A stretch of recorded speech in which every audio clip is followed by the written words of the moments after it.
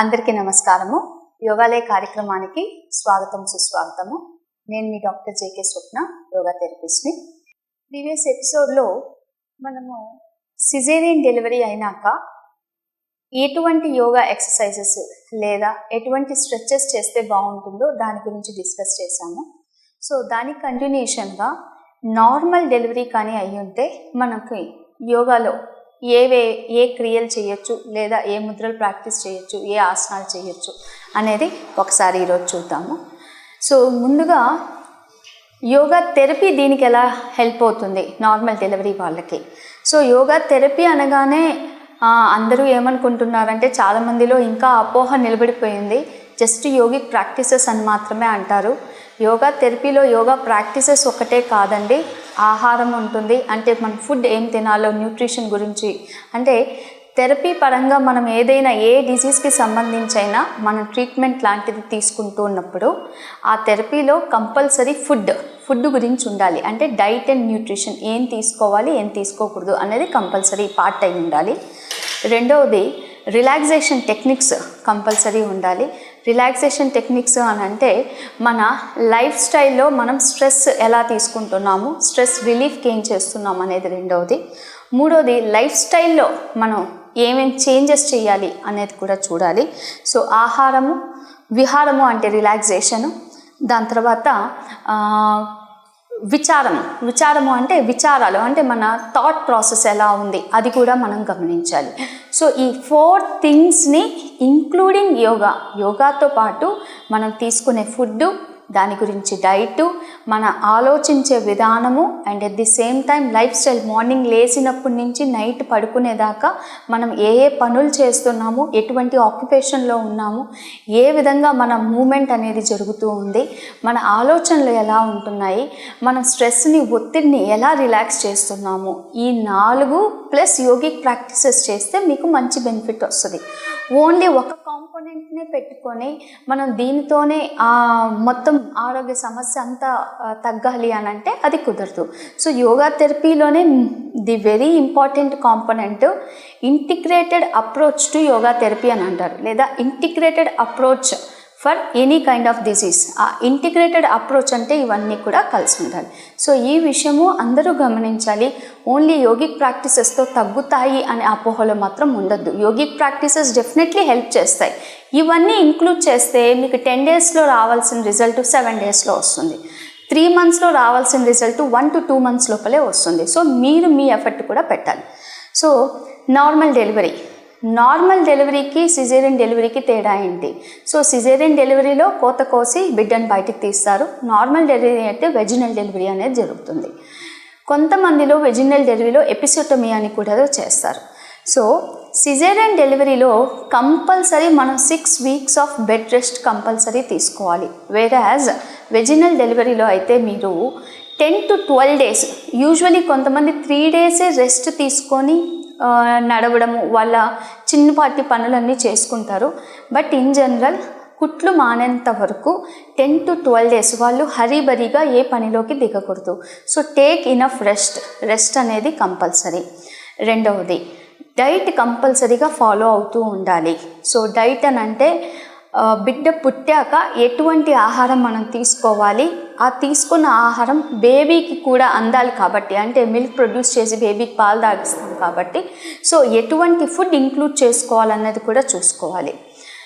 So 10 to 12 days తర్వాత మీకు కొద్దిపాటి శక్తి వచ్చింది, మీరు చేయగలుగుతారు అంటే చిన్నపాటి వ్యాయామాలు, చిన్నపాటి స్ట్రెచెస్ చేయండి. లేదు మీరు ఇంకా రికవర్ అవ్వలేదు అని అనుకుంటే take some time, 2 weeks or 3 weeks లేదా 1 మంత్ దాకా కూడా మీరు రికవర్. అంటే కొంతమంది చాలా తొందరగా యాక్టివ్ అయిపోతారు, కొంతమందికి టైం పడుతుంది, because everyone is different. So కొంతమంది 3 వీక్స్కి లేచి పనులు చేసుకోవాలి అని అనుకుంటారు. So it depends. Usually 10 to 12 days bed rest అనేది, bed rest or simple rest ఎక్కువ ఉండాలి. ఆ తర్వాత మీరు చిన్నపాటి స్ట్రెచెస్ చేయొచ్చు. సో స్ట్రెచెస్ ఏం చేసినా, యోగిక్ ప్రాక్టీసెస్ ఏం చేసినా, ఏ ఆసనాలు చేసినా కూడా నెమ్మదిగా బిల్డప్ చేయండి, ఒకేసారి ఎక్కువ చేయొద్దు.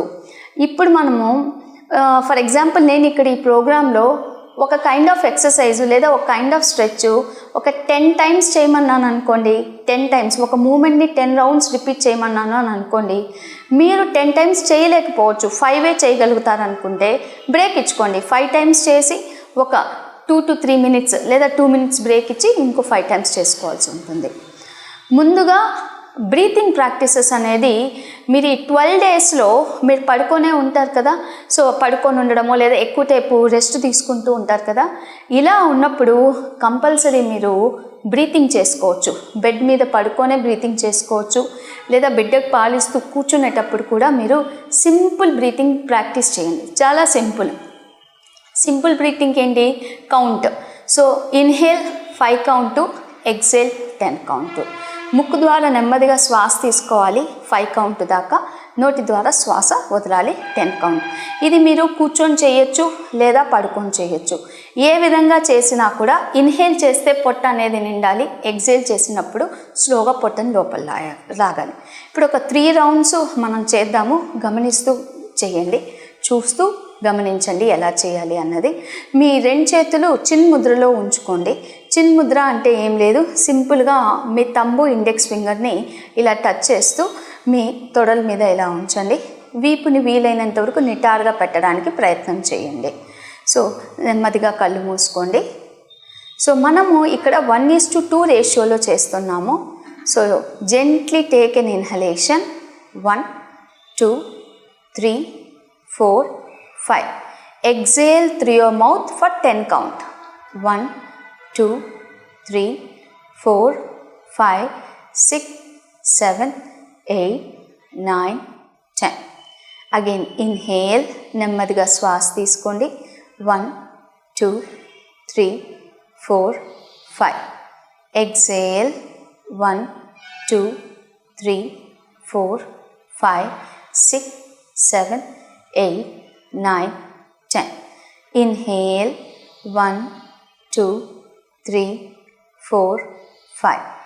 Exhale 1 2 3 4 5 6 7 8 9 10.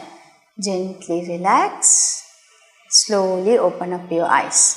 ఇప్పుడు మనం చేసింది 1:2 రేషియోలో ఇన్హేల్ ఎక్సేల్. ఇది మీకు ఎంత కుదురుతుందో ఒక 10 రౌండ్స్ 15 రౌండ్స్ 20 రౌండ్స్ బ్రేక్ ఇస్తూ చేయండి. ఒకే అటెంప్ట్లో చేయాల్సిన అవసరం లేదు. బ్రీతింగ్ కొద్దిగా మీరు after 12 days or 15 days include చేయండి. ఆ తర్వాత మీరు చేయగలిగే వ్యాయామాలు, ఫస్ట్ కూర్చోండి, ఆ తర్వాత నిలబడే ఆసనాలు చూద్దాము. సో మ్యాట్ ముందర, సో కింద కూర్చోలేకపోతే some people after normal delivery they may not be able to sit down, కింద కూర్చోలేకపోవచ్చు. అలాంటి వాళ్ళు మీరు బెడ్ మీద కూర్చొని చేయడానికి ప్రయత్నం చేయండి. సో నెమ్మదిగా మీ లెగ్స్ని ముందుకు చాపండి. సో సింపుల్ మూమెంట్ అండి, జస్ట్ లెగ్స్ని షేక్ చేయడానికి ప్రయత్నం చేయండి. Just move your legs, just లెగ్స్ని షేక్ చేయండి. సో ఇది ఒక 10 to 20 times చేయొచ్చండి, మూవింగ్ యువర్ లెగ్స్. సో మీ పాదాల్లో ఏమైనా టెన్షన్ లాంటిది ఏమైనా ఉన్నా, కాళ్ళు మీకు ఇబ్బంది పెడుతూ ఉంటే, అంటే బెడ్ మీద పడుకొని మీకు తిమ్మిర్లు లాంటివి ఉన్నా, బ్లడ్ సర్క్యులేషన్ సరిగ్గా లేకపోయినా ఉన్నా, సో ప్రెగ్నెన్సీ 9th monthలో యూజువలీ ఏమవుతుందంటే కాళ్ళు వాపుతూ ఉంటాయి, వాటర్ అనేది కిందకి దిగి ఉంటుంది. సో వాటర్ కిందకి దిగి కూడా మీకు ఆఫ్టర్ డెలివరీ యూజువలీ ఈ ప్రాబ్లమ్స్ అన్నీ తగ్గిపోవాలి. స్లోగా తగ్గుతుంటే ఈ చిన్నపాటి స్ట్రెచెస్ చేస్తుంటే త్వరగా తగ్గడానికి హెల్ప్ అవుతుంది. సో జస్ట్ జెంటిల్గా లెగ్స్ షేక్ చేశాక రైట్ లెగ్ లెఫ్ట్ లెగ్ ఆల్టర్నేట్గా మూవ్ చేయండి. జస్ట్ ముందుకి వెనక్కి ఫర్ బ్లడ్ సర్క్యులేషన్ చేస్తున్నాము. ఇది మీరు నిలబడి కూడా చేయొచ్చండి. మీరు నేల మీద కూర్చోలేకపోతే బెడ్ మీద చేయండి, లేదా నిలబడైనా చేయొచ్చు. జస్ట్ సింపుల్గా నేను రైట్ లెగ్ లెఫ్ట్ లెగ్ ముందుకి వెనక్కి ఫ్లెక్స్ చేస్తూ ఉన్నాను. ఇది కూడా ఒక 10 to 20 times మీకు నొప్పి లేనంత వరకు చేయొచ్చు. ఓకే, ఇది సెకండ్ ఎక్సర్సైజ్ అయిపోయింది. సో థర్డ్ ఎక్సర్సైజ్ ఏం చేస్తారు అంటే, మీ కాలి వేళ్ళు లోపల వైపుకి రావాలి, మళ్ళీ మడమలు లోపలికి రావాలి, కాలి వేళ్ళు మడమలు. జస్ట్ మూమెంటు ఇది మీ హిప్ జాయింట్కి లెగ్కి, జస్ట్ మీ హిప్ జాయింట్ లెగ్ కనెక్షన్ ఏదైతే ఉందో ఆ మూమెంట్ని మనం తీసుకొస్తున్నాము. సో ఇది నార్మల్ డెలివరీ వాళ్ళు కొద్దిగా ఇబ్బంది పడవచ్చు, మీరు ఎంత దూరం లోపలికి స్ట్రెచ్ చేయగలుగుతారో అంత దూరం స్ట్రెచ్ చేయండి. You might not be able to stretch entirely inside, ఎందుకంటే మీకు ఎపిసోటమీ అయి ఉంటుంది కాబట్టి మేబీ కొద్దిగా ఇబ్బంది పడవచ్చు. మీకు ఎంతవరకు కుదురుతుందో అంతవరకే లెగ్స్ ఇన్సైడ్ అవుట్ సైడ్ చేయండి. సో 3, 4, 5 ఇది అయ్యాక బద్ధకోణాసనాలోకి వచ్చేసేయాలి. ఇది కూడా మీరు ఒక బోల్స్టర్ కానీ అంటే ఒక దిండు కానీ లేదంటే ఒక బ్లాక్ మీద కూర్చొని చేయొచ్చు, కింద కూర్చోవడం ఇబ్బందిగా ఉంటే. సో జస్ట్ మీ థైస్ని, ఇది కూడా ఇవన్నీ మనం నార్మల్ డెలివరీ వాళ్ళకి చెప్తున్నాం. సో ఆ విధంగా నేను ప్రికాషన్స్ చెప్తున్నాను. కొంతమంది అంత తొందరగా కాళ్ళు దగ్గరికి తేలేకపోవచ్చు, పర్వాలేదు.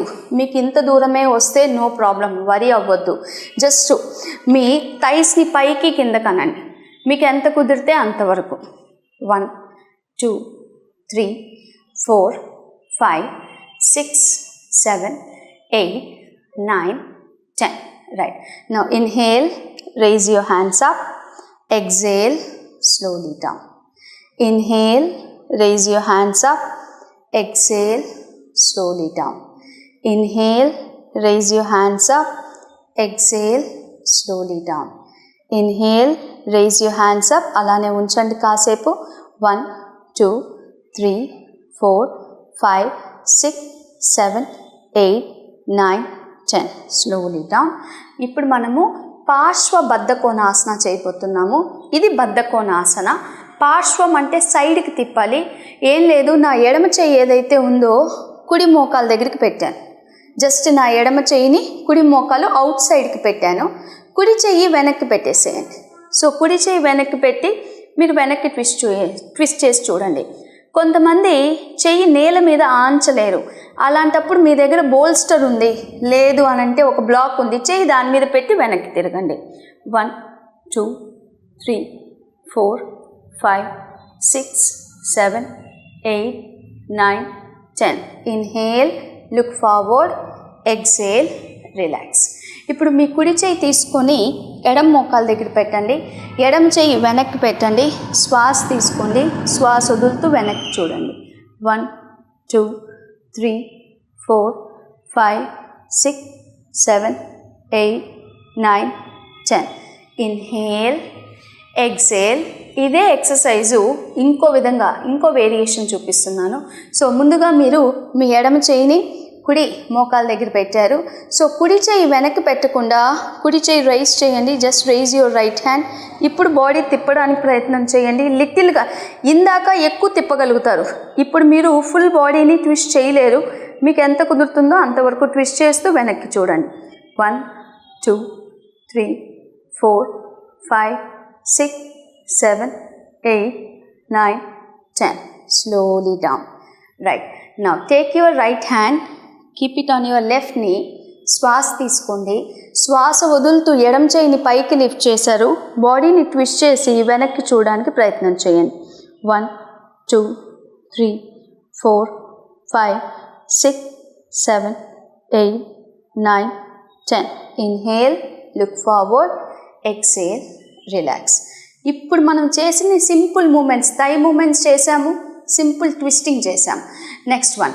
Now inhale, rise your hands, keep both hands in నమస్కార ముద్ర. నమస్కార ముద్రలో ఉంచడానికి ప్రయత్నం చేయండి. వీలైనంత వరకు వీపుని స్ట్రెచ్ చేయడానికి ప్రయత్నం చేయండి. మీ లంబార్ రీజన్ అంటే వీపు కింద భాగం ఏదైతే ఉందో దాన్ని పై వైపుకి స్ట్రెచ్ చేసేటట్టుగా చూడాలి. 1, 2, 3, 4, 5, 6, 7, 8, 9, 10. Slowly bring your hands down. Right. Now inhale, raise your right hand. పార్శ్వకటి చక్రాసన. సో నెమ్మదిగా మీ చేతిని పైకి లేపారు. స్లోగా మీ ఎడం వైపుకి వంచండి. 1, 2, 3, 4, 5, 6, 7, 8, 9, 10. Inhale, exhale. లెఫ్ట్ సైడ్ చేద్దాము. Rise your left hand, bend on to your right side. 1, 2, 3, 4, 5, 6, 7, 8, 9, 10. Inhale, exhale. ఇది సింపుల్గా మనం కటి అంటే నడుముకు చేయవలసిన మూమెంట్. నెక్స్ట్ ఇప్పుడు నడుముకు సంబంధించిందే. So spine in spine out movement చేద్దాము. రెండు చేతులు ముందుకు ఇలా పెట్టేసుకోండి. మీ పాదాలు ఎక్కడ క్యాచ్ చేయగలుగుతారో అక్కడ క్యాచ్ చేయండి. మనము spine in and spine movement అని అంటే వీపుని వీలైనంత వరకు ఎక్స్టెండ్ చేయడము, వీపుని లోపలికి వీలైనంత వరకు లాగడం. సో చేతులు ఇలా పెట్టి శ్వాస తీసుకుంటూ మీ వీపుని బాగా వెనక్కి తీసుకెళ్ళండి. తలని కిందకు వంచాలి. Bend your neck down. నెక్ని కిందకు వంచుతూ వీపుని వీలైనంత వరకు దూరంగా స్ట్రెచ్ చేశారు. ఇప్పుడు శ్వాస వదులుతూ స్ట్రెచ్ యువర్ నెక్ అప్. బాడీని లోపల తీసుకుంటూ అంటే వీపుని కాన్వెక్స్ షేప్లోకి తీసుకొచ్చి lift your neck up. Again inhale, arch your spine back. Exhale, lift your neck up, arch your spine inside. Inhale, exhale, inhale, exhale, inhale, exhale, gently relax. Right, ఇవి simple spine moments అయినాయి. ఇప్పుడు నిలబడి చేసే కొన్ని ఆసనాలు చూద్దాము. ముందుగా simple leg moments చూద్దాము. సో రెండు చేతులు నడుము మీద ఉంచండి. నడుము మీద ఉంచి just legs up and down చేయండి. ఏం చేయొద్దు, just me లెగ్స్ని up and down చేయండి. మీరు ఎంత పైకి లిఫ్ట్ చేయగలుగుతారో అంత పైకి. Just legs up and down. 1 2 3 4 5 6 7 8 9 10 11 12 13 14 15 16 17 18 19 20. Just legs up and down movement చేసాం. ఇప్పుడు దీనికి హ్యాండ్స్ని ఇంక్లూడ్ చేద్దాము. సో మీ రెండు చేతులు ముందుకు ఇలా పెట్టండి.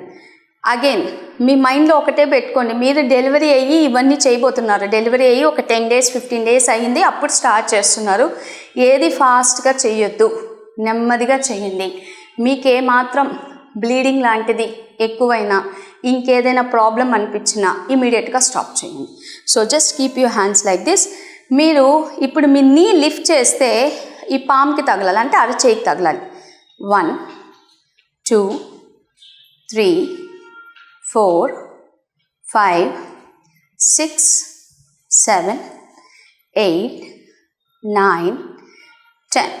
ఈ ఎక్సర్సైజ్ ఎందుకు చేయిస్తారో లేదా ఈ క్రియ ఎందుకు చేయిస్తారో అంటే మనకి బేబీ డెలివరీ అయినప్పుడు పొట్టంతా కూడా స్ట్రెచ్ అయి ఉంటుంది. సో మన యూట్రస్ ఏదైతే ఉందో బేబీని అకామిడేట్ చేయడానికి అది మొత్తం పెరుగు ఉంటుంది. సో ఇది తన పూర్వపు స్థితికి అంటే ఒరిజినల్గా ఎంత ఉందో, యూజువల్గా అయితే లేడీస్కి యూట్రస్ ఫిస్ట్ అంత సైజులో ఉంటుంది. బట్ మన బేబీ బిడ్డ కడుపులో ఉండేటప్పుడు ఇది ఇంత సైజు దాకా పెరుగుంటుంది బిడ్డని అకామిడేట్ చేయడానికి. ఇది లోపలికి వెళ్ళడానికి టైం పడుతుంది. సో ఈ ఎక్స్పాండ్ అయ్యే స్టమక్ని నెమ్మదిగా తగ్గడానికి ఎప్పుడైతే మీరు లెగ్స్ లిఫ్ట్ చేస్తారో you are giving pressure to your uterus రీజన్కి ప్రెషర్ ఇస్తున్నారు.